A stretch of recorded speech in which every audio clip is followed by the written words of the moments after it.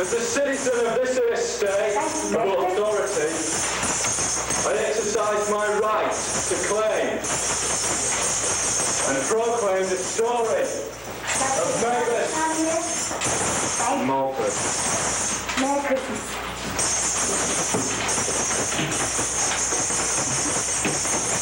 Do you like to get started now, Mr. Thanks. Merry Christmas.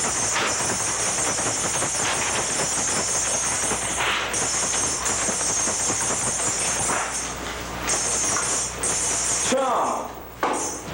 We've all got it. Especially giants.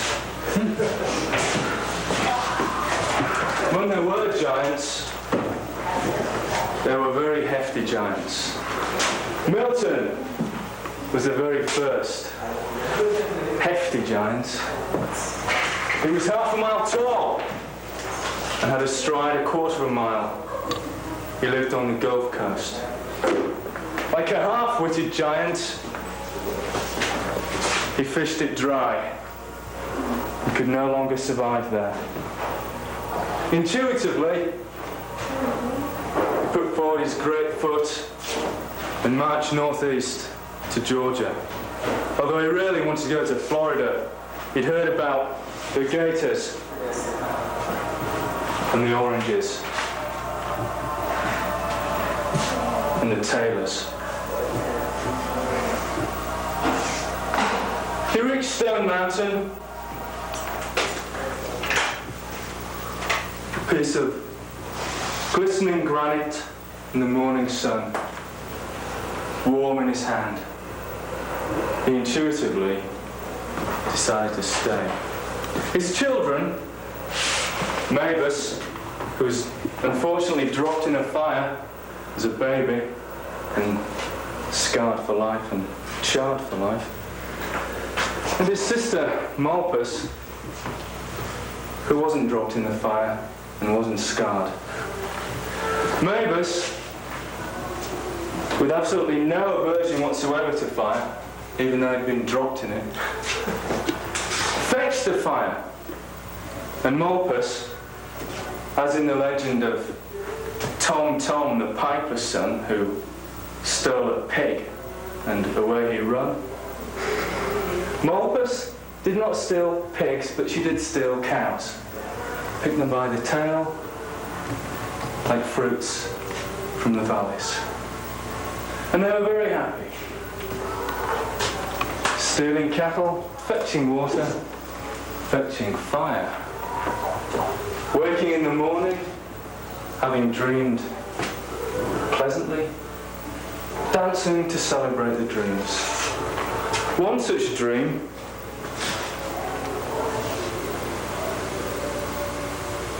and I worry about disclosing such intimate details, concerned the two-headed cow. They both dreamed giant dreams of a two-headed cow. And it came to be. They awoke, and there she was. This brought about an ever-increasing and very worrying degree of tension. Impulse became more and more potent in their lives, and it reached its most potent one day in June. Carolyn, daughter of the South Carolina giant Pete, was very beautiful and also very interested in trees. She followed a ridge down from her native Carolinas, which was speckled with fine elm trees, which were in full greenery. And it was glorious. She herself turned green from the delight of observing such beautiful trees. Her hair, however, stayed its beautiful and normal flaxen colour. At her most vulnerable, however, as she bent to ponder a particular tree, Mabus and Molphus, who had been stalking her, and peeping through the hills. Struck while the iron was hot, as it were. Mabus sprang, rather clumsily, but he was quick enough to make up for it. And using his right arm as a club, felled the beautiful Caroline, killed her. She crumpled lifelessly and gently, raising not even a tremor from the earth in protest. Then Mabus and Molphus staked her corpse, rather ironically, onto the tree she'd been admiring so. Pete, a few years later, wondering what on earth had happened to her, followed his homing instinct, which male giants of over 1,000 years of age had in abundance. This instinct, of course, brought him to where she was, at least was where her remains were. And upon seeing the awful sight of his once beautiful daughter, he'd been so innocent, staked out brutally and rather carelessly. His friends, and indeed followers, these Carolina Indians here, his ardent followers, he squeezed the poison, concentrating it in the still depths of the pool. The next morning, the giants awoke, of course, danced down to their rock pool, head in, lapping up millions of gallons of still sweet but poisoned water. And they didn't even know it until, stupid as they were, they noticed their upper arms starting to twitch uncontrollably. And the twitching became more and more intense, and the pain caused more and more severe as it moved the length of their bodies. There was no numbing effect. It was very painful. So painful, it broke their wills, and they collapsed, giving up the ghost. Giant corpses on the site of what we now know as the city of Athens. Their bones, of course, are long since buried in the famous red clay, but they still form the foundations of our streets and roads. Here, for instance, this tibia, one of the two lower leg bones, forms Prince Avenue. Up to the knee joint, there's Wendy's. Further on up Prince, to the spinal column, and there is the infirmary. Let's go a bit further. That's on the right arm, Oglethorpe Avenue. And what's there by the hand, pointing, telling us to go to Kroger. At any hour of the day or night, any day of the year. And if we don't like Kroger, Bells can scarcely imagine anyone who doesn't.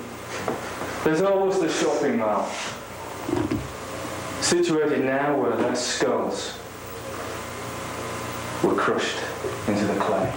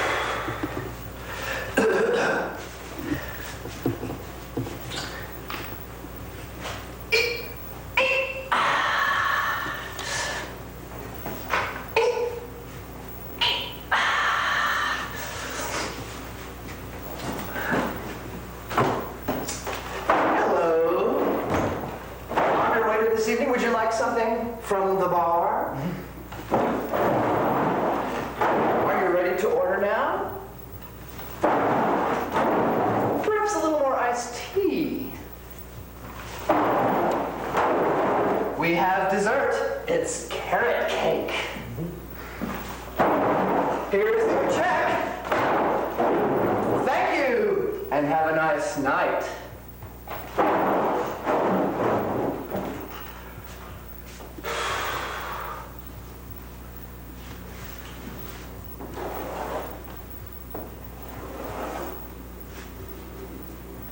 I work all day. I hope and I pray. In Mabus, we trust will come my way.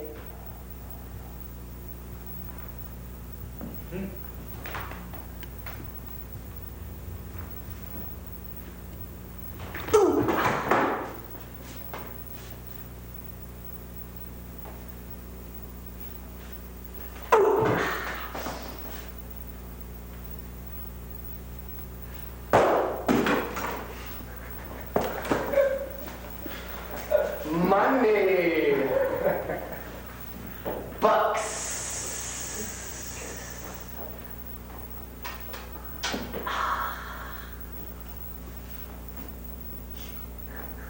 I think I'd like to order now.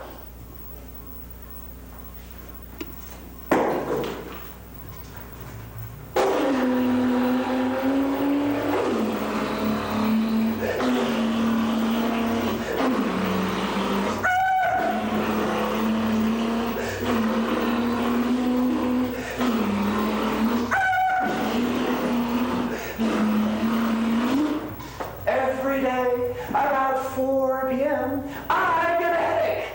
When I realize I forgot to defrost something for dinner.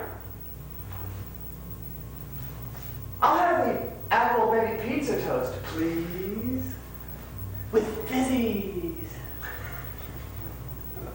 Oh, and some French fries. Careful eaters don't get sick. Am I head hungry or am I stomach hungry? Does my body really need this? Or am I just trying to impress my friends?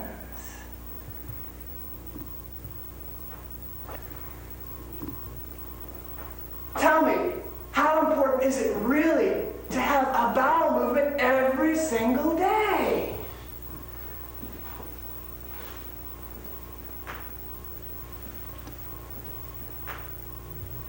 You know, some people forget about their skin from the neck up.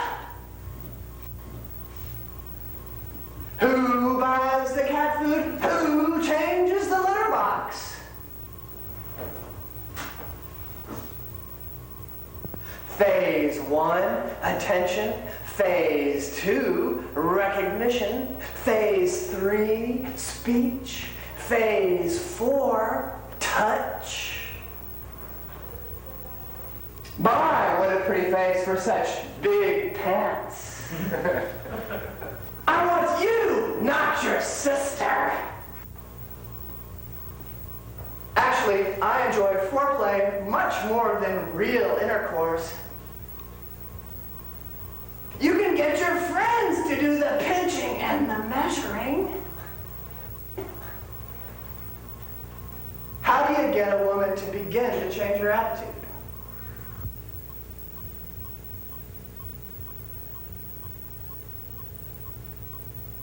And when it comes to letter writing, my policy is short and sweet. Dear Mabus, why haven't you writ, you shit? Love X.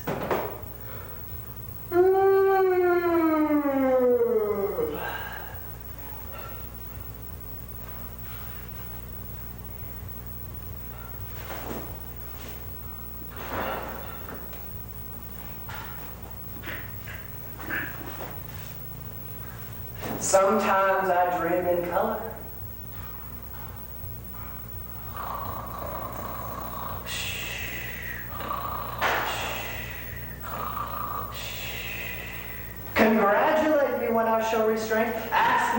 something because it doesn't hurt.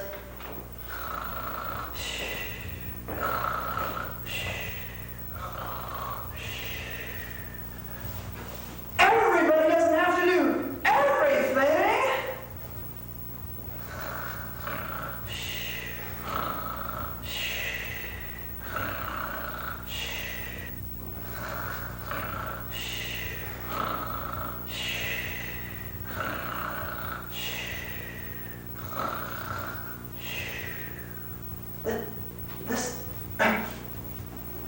This is getting nowhere fast.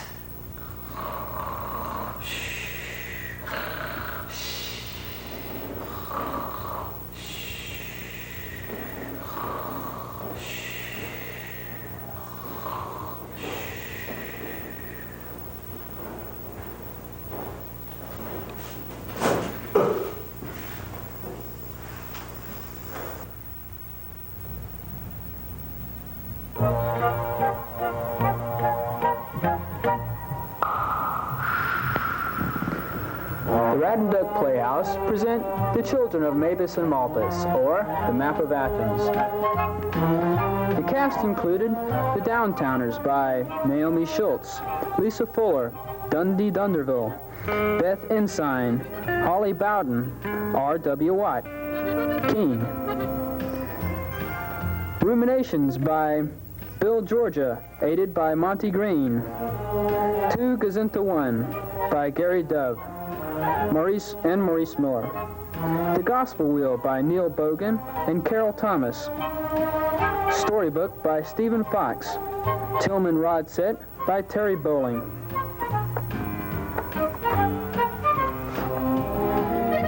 Installations designs by everybody and R.W. King.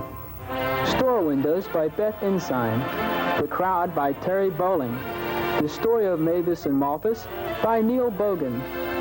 Pop-up book by Bill Georgia and Gary Dove.